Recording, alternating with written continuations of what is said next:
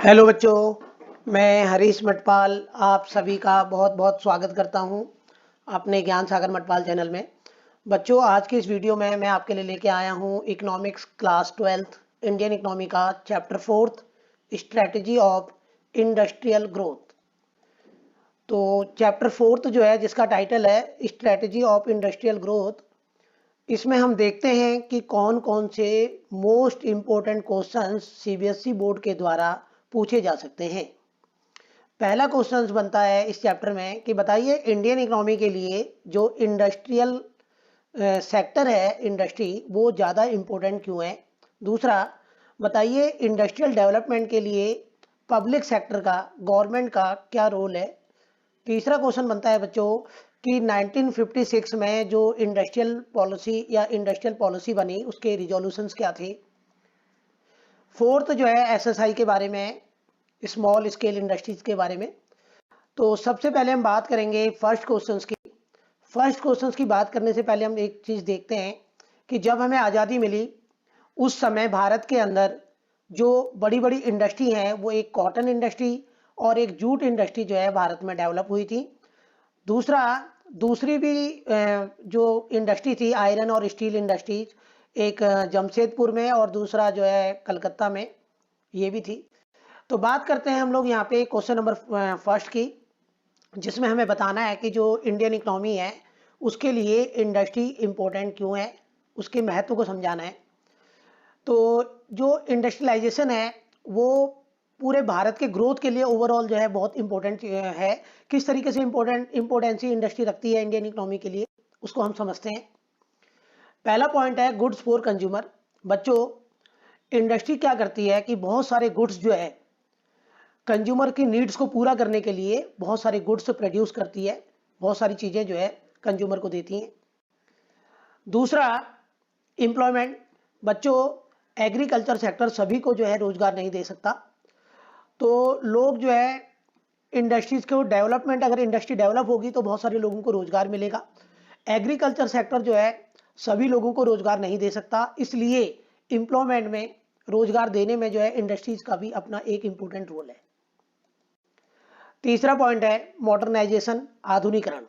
बच्चों, इंडस्ट्री क्या करती है, मॉडर्न इक्विपमेंट एग्रीकल्चर सेक्टर को देती है, जैसे ट्रैक्टर है, टूल्स हैं, और जिसकी वजह से एग्रीकल्चर सेक्टर में जो प्रोडक्शंस है वो इंक्रीज होता है। तो ये सारी मशीन्स जो हैं इंडस्ट्री में ही बनती हैं, जो भी एग्रीकल्चर सेक्टर में यूज की जाती हैं। तो ये मॉडर्न बनाता है हमें।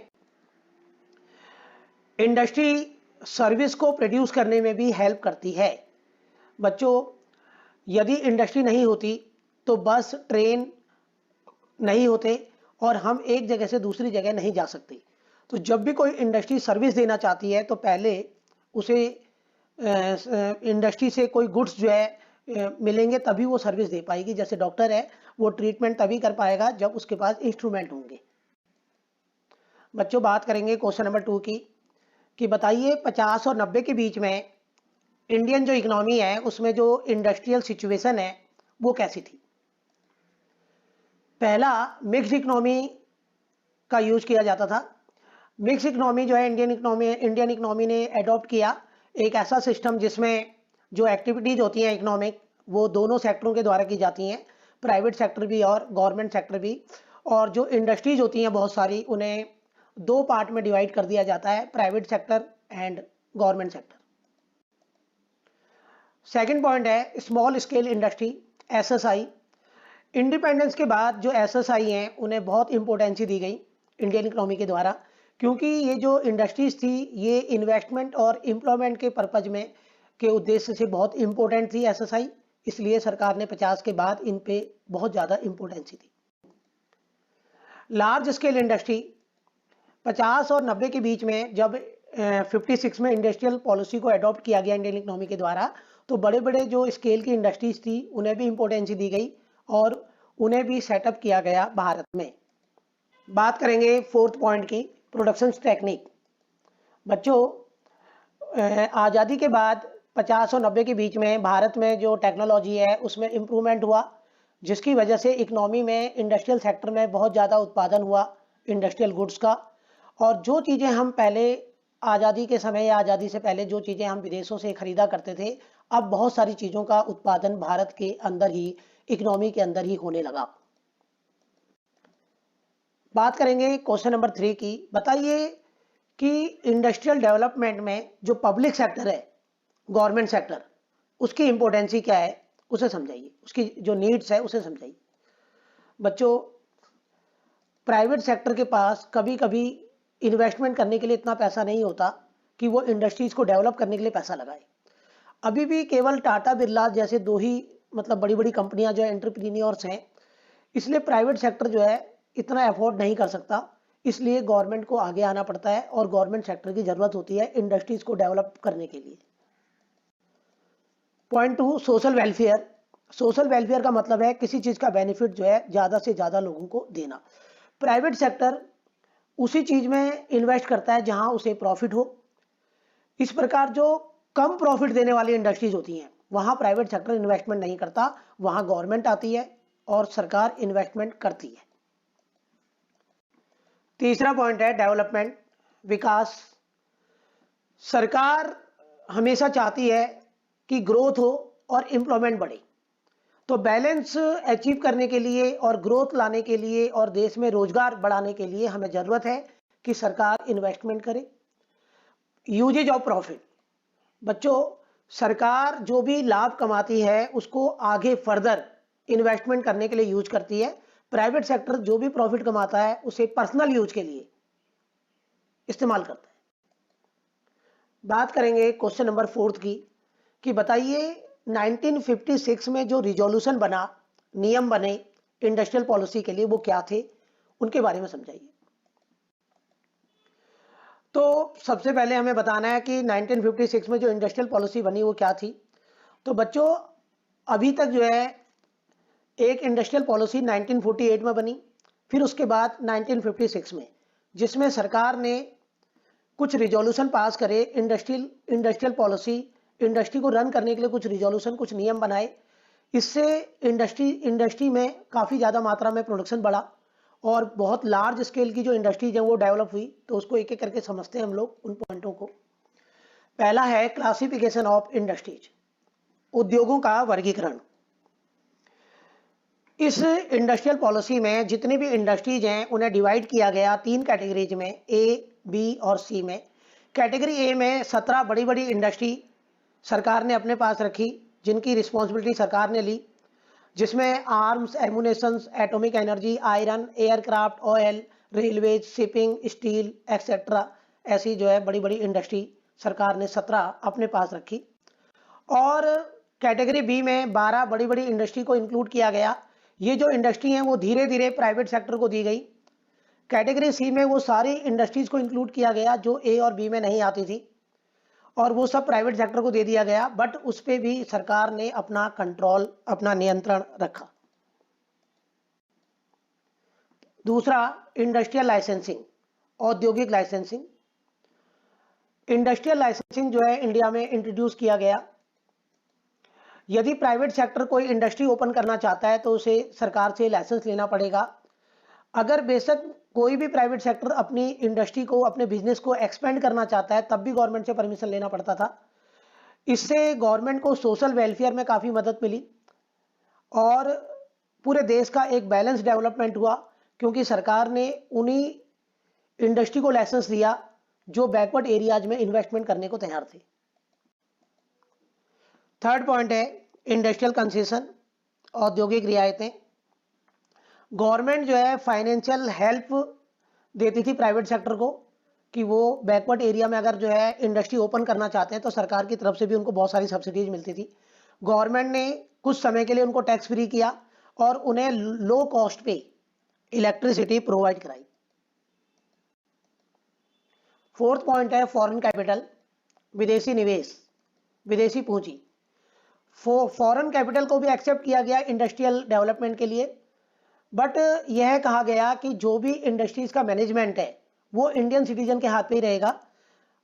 बाहर से केवल वो कैपिटल को इन्वेस्ट कर सकते हैं, बट जो इंडस्ट्री को रन करना है या उसको जो मैनेज करना है वो इंडियन लोग ही उसको मैनेज करेंगे, उसको रन करेंगे। Fifth point, small scale industry. कुटीर तथा लघु उद्योग।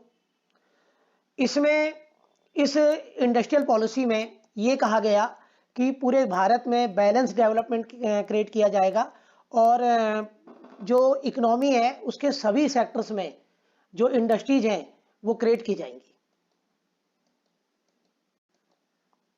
बात करेंगे क्वेश्चन नंबर 5 की। बताइए जो इंडस्ट्रियल पॉलिसी बनाई गई उसके जो गुड इफेक्ट थे, उसके जो अच्छे इफेक्ट थे 1956 में जो पॉलिसी बनी उसके अच्छे प्रभाव क्या थे। तो इंडस्ट्रियल जो प्रोडक्शन है वो इंक्रीज हुआ हर साल 6%। जब 1956 में इंडस्ट्रियल पॉलिसी रिजोल्यूशन पास हुआ तो उसकी वजह से इंडस्ट्री में जो प्रोडक्शन है वो हर साल 6% के रेट से बढ़ने लगा और बहुत सारे इंडस्ट्रीज सेक्टर में जो है बहुत सारे इंडस्ट्रीज डेवलप हुई।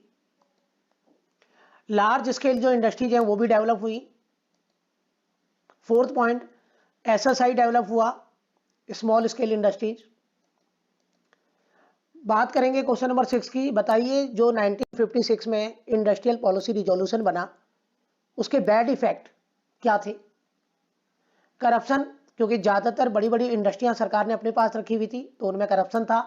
इनएफिशिएंसी क्रिएट हो गई क्योंकि सरकार का मोनोपोली था तो काम डिले होता था, काम देर में होता था, इनएफिशिएंसी। और जो डोमेस्टिक आइटम्स प्रोड्यूस होते थे उनकी क्वालिटी इंटरनेशनल लेवल पे ज़्यादा अच्छी नहीं थी। सरकार ने एक्सपोर्ट पे बहुत कम ध्यान दिया जिससे फॉरेन जो करेंसीज हैं उनकी शॉर्टेज हो गई। बात करेंगे अब क्वेश्चन नंबर 7 की। क्वेश्चन नंबर 7 में हमें बताना है कि जो एसएसआई है उनकी क्या इंपॉर्टेंसी है और भारत की अर्थव्यवस्था में जो एसएसआई हैं उनके फीचर्स क्या हैं। 1955 में एक कमेटी बनाई गई, कारवा कमेटी। गांव और जो छोटे छोटे इंडस्ट्रीज हैं उनके लिए उसको रिकॉग्नाइज किया गया और एसएसआई जो इंडस्ट्रीज हैं उन्हें प्रमोट किया रूरल डेवलपमेंट को प्रमोट करने के लिए। और स्मॉल स्केल इंडस्ट्रीज को डिफाइन किया गया, उसमें बताया गया कि कौन कौन सी इंडस्ट्री एसएसआई में आती हैं जिनमें जो कैटेगरी है इन्वेस्टमेंट की जो एक लिमिट है वो अलाउ की गई। और जहां पे 5 लाख रुपया 1950 में एसएसआई के लिए था कि 5 लाख तक इन्वेस्टमेंट कर सकते हैं, उसे बढ़ाकर उस लिमिट को बढ़ाकर 1 करोड़ कर दिया गया। तो अब जो भी 1 करोड़ तक इन्वेस्टमेंट करता है उसे एसएसआई में इंक्लूड किया गया, 1 करोड़ तक के इन्वेस्टमेंट को। बात करेंगे क्वेश्चन नंबर 7 की कि बताइए जो एसएसआई है उसकी इंपॉर्टेंसी और उसके फीचर्स क्या है। बच्चों, एसएसआई में कम इन्वेस्टमेंट की ज़रूरत होती है, कम कैपिटल्स की ज़रूरत होती है। तो एसएसआई का पहली विशेषता ये है कि आप कम कैपिटल से भी एसएसआई को ओपन कर सकते हो। ज़्यादातर लोग एसएसआई को ईजिली ओपन कर सकते हैं। दूसरी विशेषता है कि जो डिमांड का पैटर्न चेंज होता है उसको फुलफिल करने में एसएसआई जो है काफ़ी हेल्प करता है, काफ़ी मदद करता है। तो प्रोडक्शन जो है उसको ज़्यादा मात्रा में प्रोडक्शन करना भी बहुत आसान हो जाता है एसएसआई के पैटर्न से और कंज्यूमर की जो डिमांड है उसको भी पूरा किया जा सकता है। बात करेंगे 30 पॉइंट की, लोकल रिसोर्सेज का यूजेज। बच्चों, एसएसआई की हेल्प से हम जो रिसोर्सेज हैं उनको फुल्ली यूटिलाइज कर सकते हैं, लोकल रिसोर्सेज को। बात करेंगे क्वेश्चन नंबर 8 की। बताइए एसएसआई को प्रमोट करने के लिए सरकार ने, भारत की सरकार ने, गवर्नमेंट ऑफ इंडिया ने क्या क्या तरीके अपनाए। कुछ आइटम्स रिजर्व किए गए। आज की डेट में एसएसआई को जो है नाम चेंज करके एमएसएमई कहा जाता है, micro small and medium enterprises, MSME. तो एसएसआई को प्रोटेक्ट करने के लिए, बाहर के कंपटीशन से और बड़ी बड़ी कंपनियों के कंपटीशन से बचाने के लिए कई आइटम्स एसएसआई के लिए रिजर्व किए गए, जिसमें कहा गया कि ये जो रिजर्व आइटम्स हैं एसएसआई इनको प्रोड्यूस कर सकता है और लार्ज स्केल इंडस्ट्री ये रिजर्व आइटम प्रोड्यूस नहीं कर सकती। Second point, government purchases. SSI में जो गुड्स बनते थे उन्हें सरकार ने डायरेक्टली परचेज करना शुरू कर दिया, इस सेक्टर में जो भी गुड्स बनते थे। Third point, loan. सरकार ने एसएसआई और एमएसएमई खोलने के लिए सरकार ने लोन प्रोवाइड किया कम रेट ऑफ इंटरेस्ट पे कॉमर्शियल बैंकों के थ्रू, ताकि ये जो एसएसआई है और एमएसएमई है वो डेवलप हो। Third point, modernisation help. SSI को मॉडर्न बनाने में, उनको आधुनिक मशीनें प्रोवाइड कराने में भी गवर्नमेंट ने काफ़ी हेल्प किया। तो पहले क्या होता था, एसएसआई के पास पुरानी टेक्नोलॉजी होती थी जिससे उनकी जो कॉस्ट है वो ज़्यादा आती थी, सरकार ने उनको automatic machine, modern machines provide करवाई।